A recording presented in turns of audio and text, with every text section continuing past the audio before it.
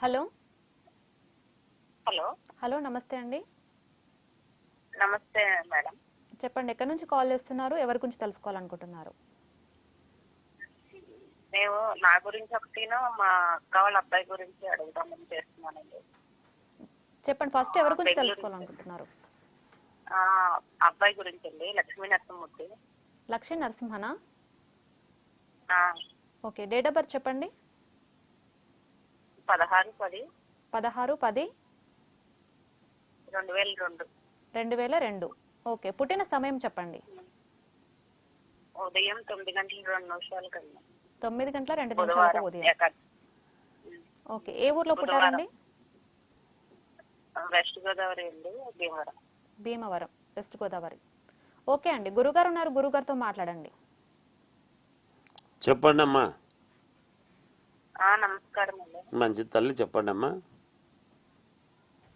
ఈ బాబు engineering final ఇయర్కి వచ్చాడండి.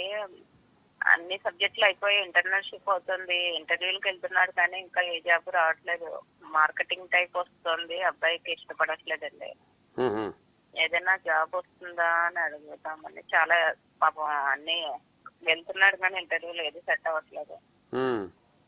గవర్నమెంట్ కూడా ఏదో పెట్టాడండి, గవర్నమెంట్ జాబ్స్ కూడా ఏదో పడ్డాయి, కానీ ఇంకా ఇంకా అవ్వలేదండి ఎగ్జామ్స్ అలా.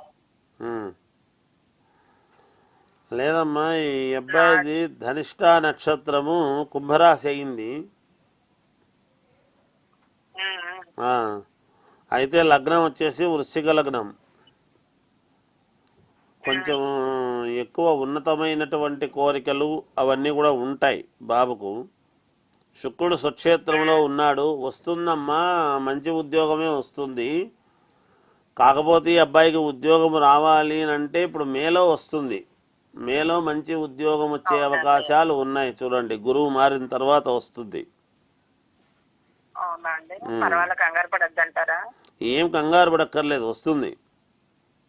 ఏమైనా చేయమంటారండి? శనికి ఏదో చెప్పాలి, ఏమైనా చేయమంటారా?